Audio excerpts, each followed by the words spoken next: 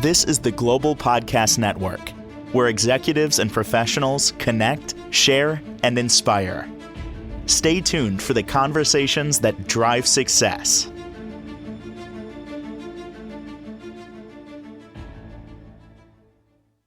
Welcome back to the show. We are honored to have Dr. Lisa Jaynes Johnson joining us here, and she's in private practice as a family therapist, and we're going to talk about that, also about her memoirs and her podcast and soon-to-be book, My Relationship with Oprah, which is my own super soul evolution to restorative justice. So we're going to get a lot of feedback from Lisa. We're going to learn about her life, her story, her journey, and all the people out there who she's aiming to help with this. So first and foremost, welcome to the show. How are you?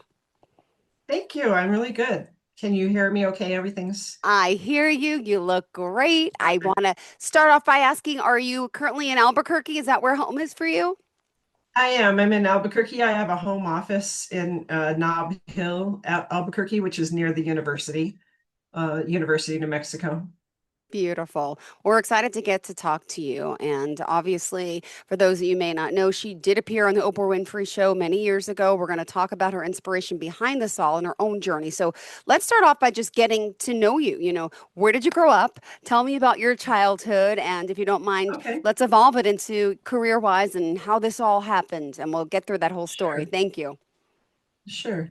Well, I grew up in Northwest Indiana, which I call Chicagoland because the my community feels more like Chicago. My dad's family goes back to the Chicago fire, and our family story goes back that far. And it was always a part of my community, the culture, years and years of generations. But I lived in the same house until I graduated from college. When I was 14 years old, a friend of mine got pregnant and didn't quite know what to do. And so I decided I wanted to help her. And so I went to my mom and I asked my mom, what can she do? And they said, well, she can get an abortion, or she can have the baby, or she can put it up for adoption, or she can keep it. So I went back to her and we went through all the processes that 14-year-old girls try to figure out how to negotiate through those twists and turns, and didn't quite turn out the way she wanted it to, but I really helped her. I really felt like I helped her. So I started the journey early on in high school, knowing that I wanted to be a counselor at Planned Parenthood when I Yeah, grew up. I read that. Yep. I Yeah, used to go yeah. there. A lot of us as teenagers did. And that's part of what helped her and part of what gave me the information and the resources available to negotiate what she was going through and many of my friends were going through. Then later on, when I got into college, I had my own experience that changed a little bit of the direction, but even a little bit more deeply and profoundly directly impacting me. And would you mind sharing that with everyone? I know it's not difficult, but it's something that, we all use sometimes our own pain or hurt and, to help others. So I appreciate that about you. It was a pivotal moment in my life, in many, many ways, even though when I look back at it now, there was one day, this was one day of my life. In October of 1980, I was working at a gas station as the cashier, and two men came in with a gun and decided that the money wasn't enough and took me too.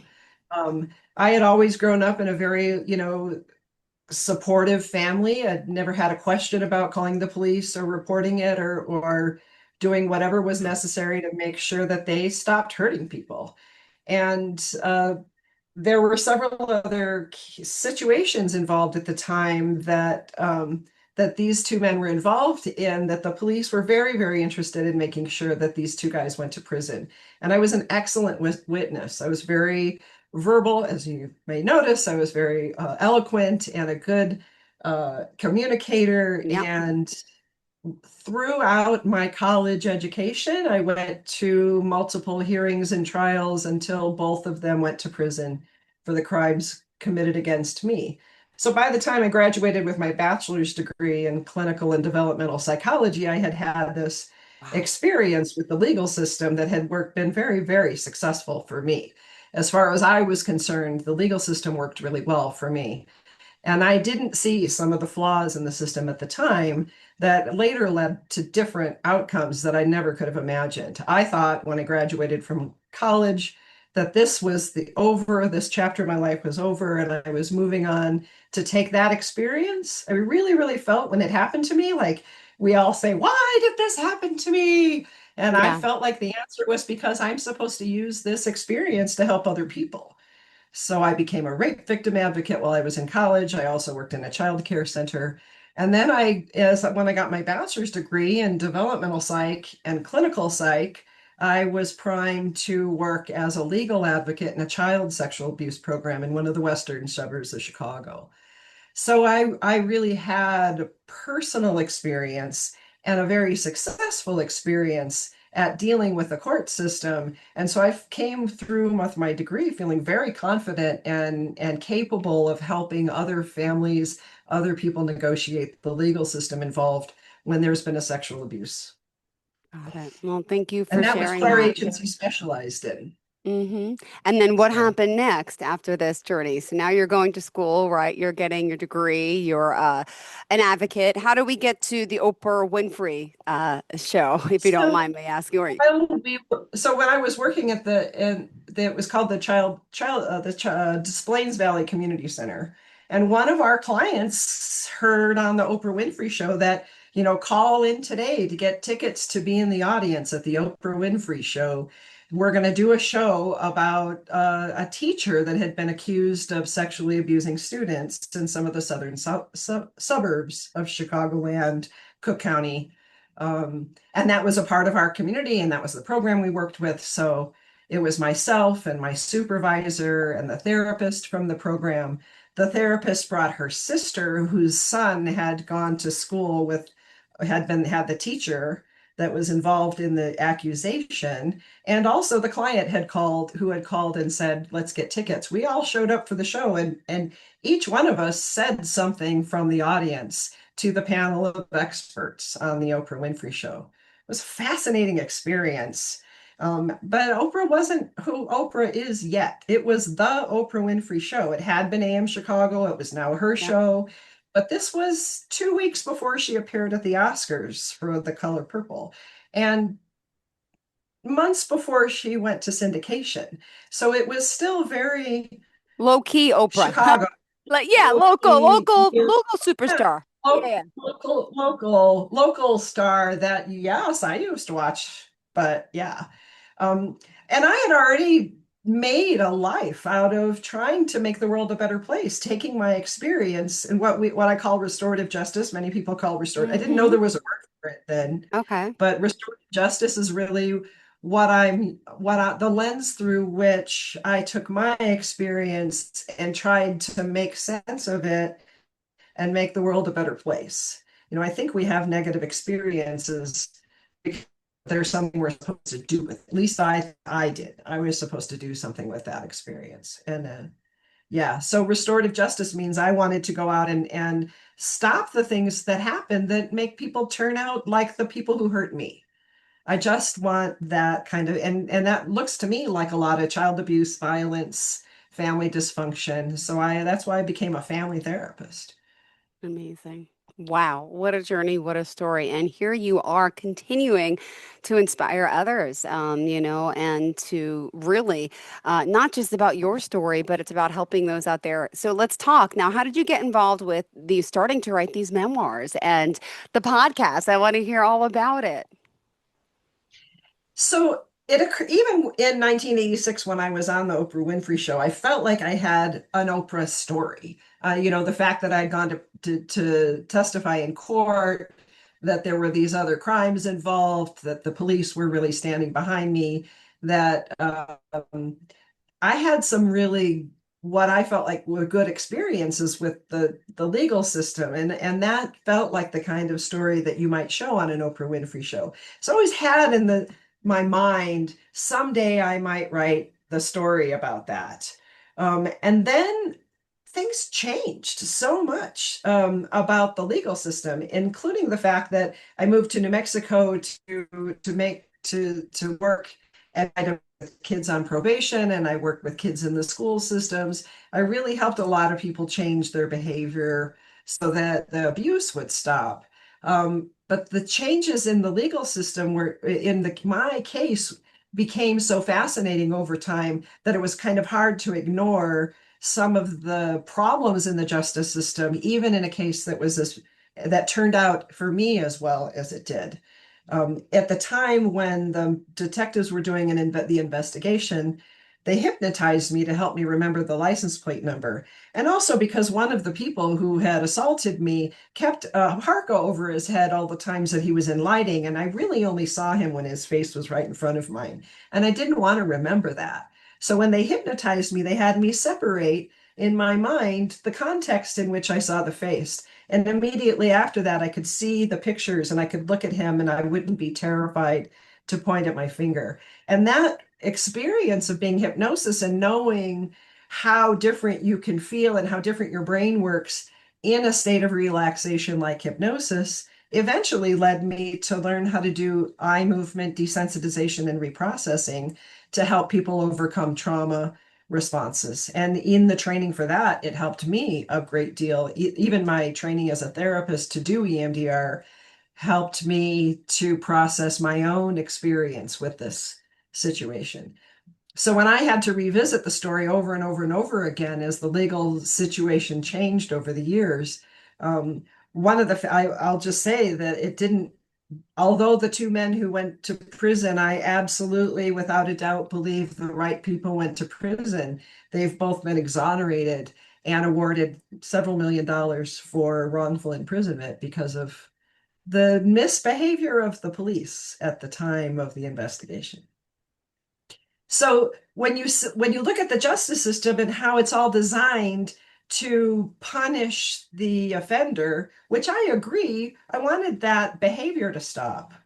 But in the end, the justice system didn't do anything for me. I was there to serve the justice system and to punish people. And I've known since my early childhood development education, punishing people isn't what makes them change their behavior. It just makes you avoid the punishment. Yeah. Really, truly connecting with people and helping them find a solution to the needs that are making them behave in the way that you don't want them to is the way we change behavior. Our legal system doesn't help people change the negative behavior that we're trying to change. And that's really the point of my story more than anything is our legal system didn't help me or the people involved in the crimes or the people who were harmed by going to prison. It does more harm than it does good. Yeah. Wow. So as an advocate all these years, here you are in your private practice, right? And now, I mean, this is pretty amazing. So when did you start writing the memoir itself, in a sense? I started writing the memoir itself in about 2013, and I Okay. have passages of things that were happening between 2013 now that I recorded as they were happening, because the legal situation wasn't over until 2022.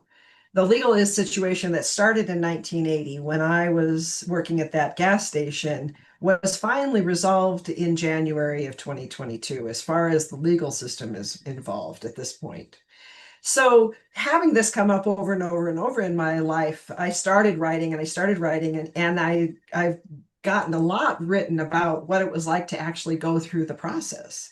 Um, but when I started writing it, it also happened in the midst of all of a sudden my parents were dying, and all of a sudden the state of New Mexico was assaulting our behavioral health system, and I was losing money and didn't know why in my practice, and there was all kinds of other things going on where I just really couldn't do any more work on it. And since the legal system wasn't over yet, I have a big chunk of the story written up to there. But then I have this other whole section that from 2013 on that continued.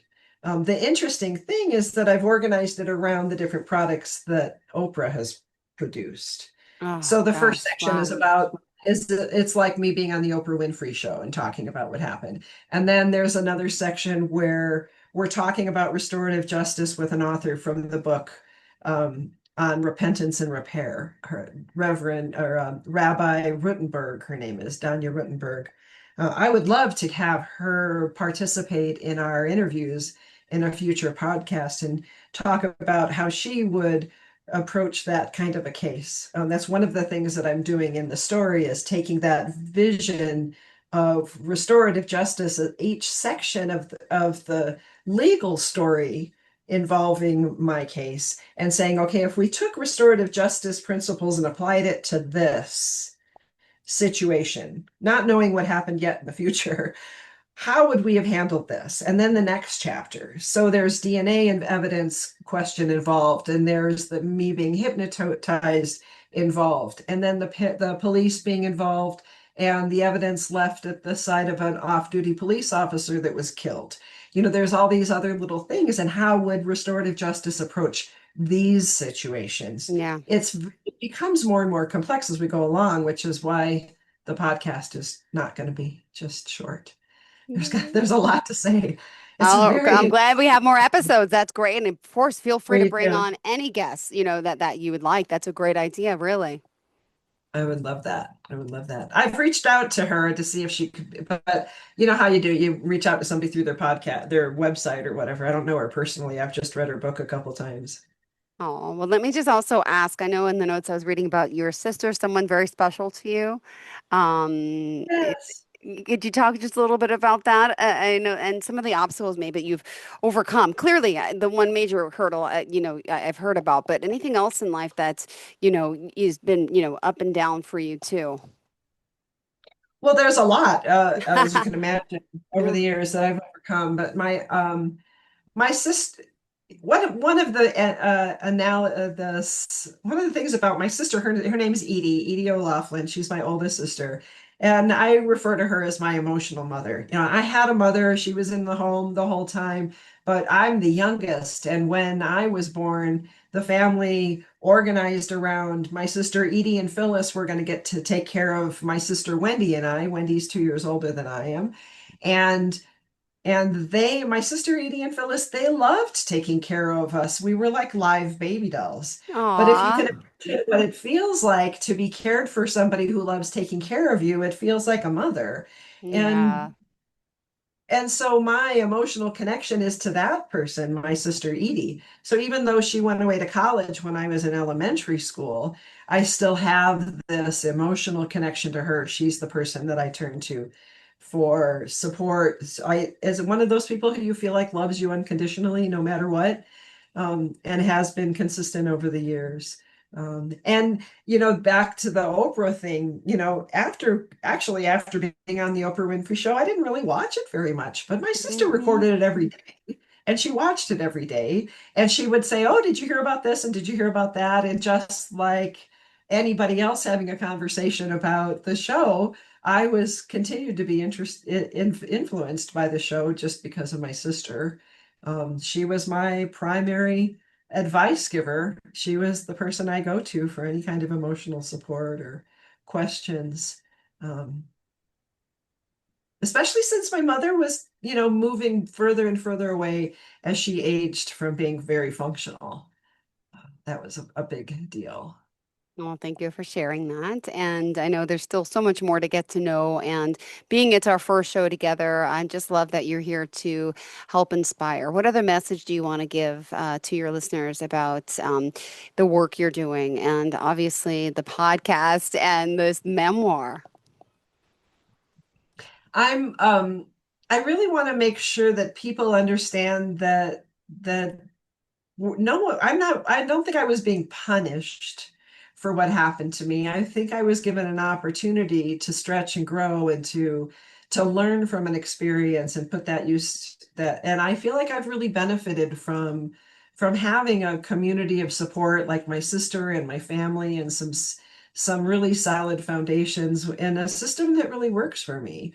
But I also recognize that I come from a very privileged place, middle class family, white, highly educated folks, where I really feel the obligation to take my own privilege and use it to build other people up and to bring people together and help them heal.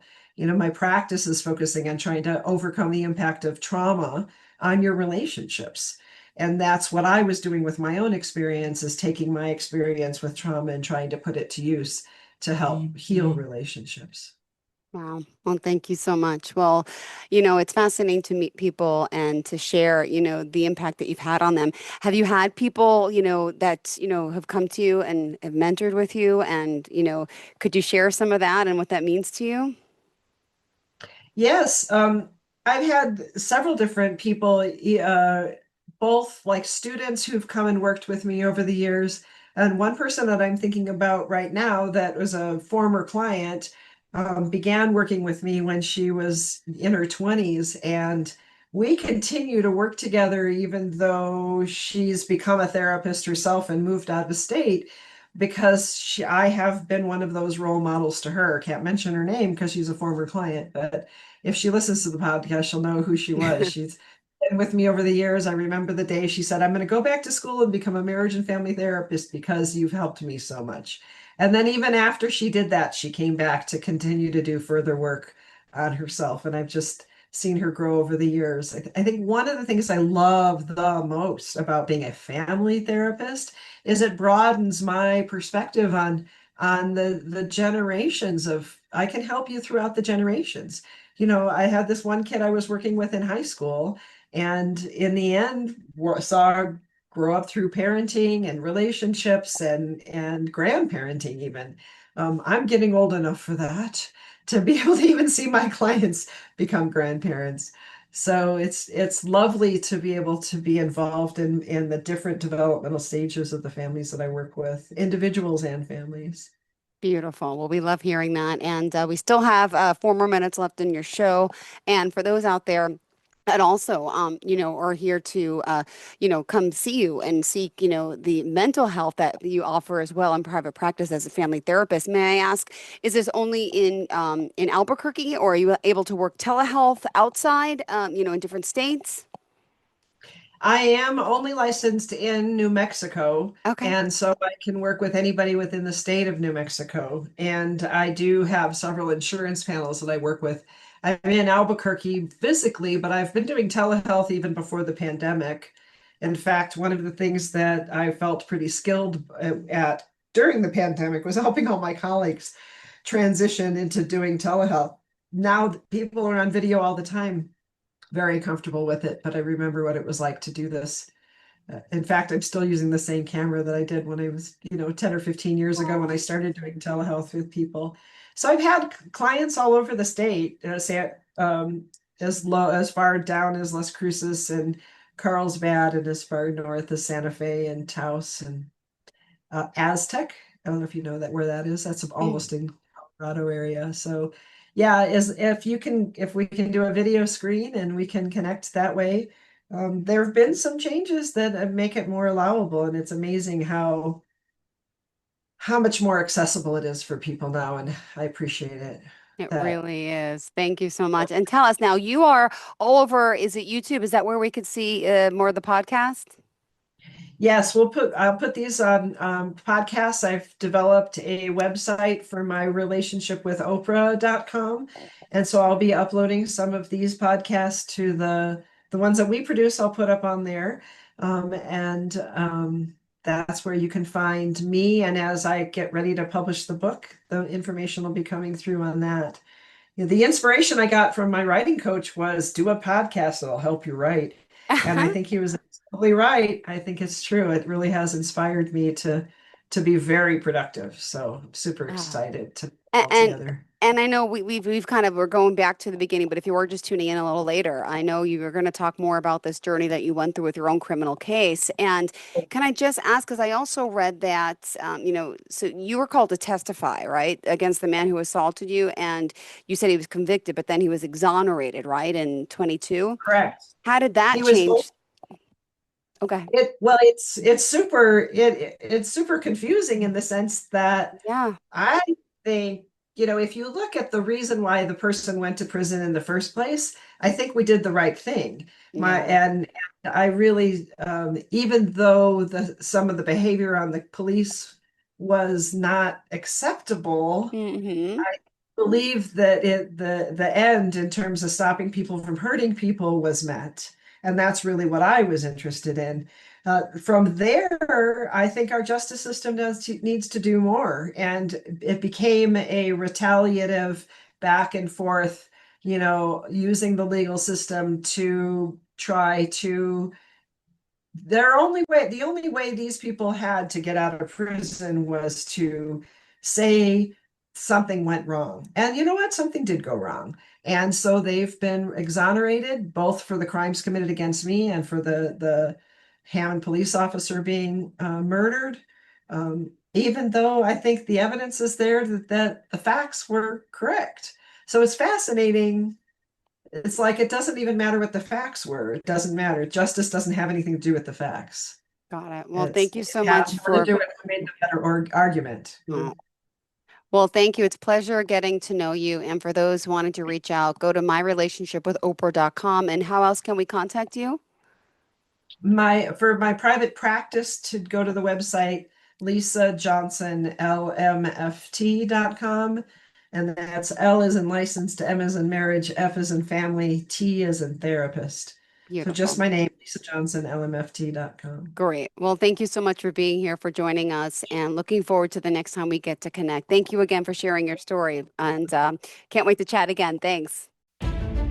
This is the Global Podcast Network, where executives and professionals connect, share, and inspire. Stay tuned for the conversations that drive success.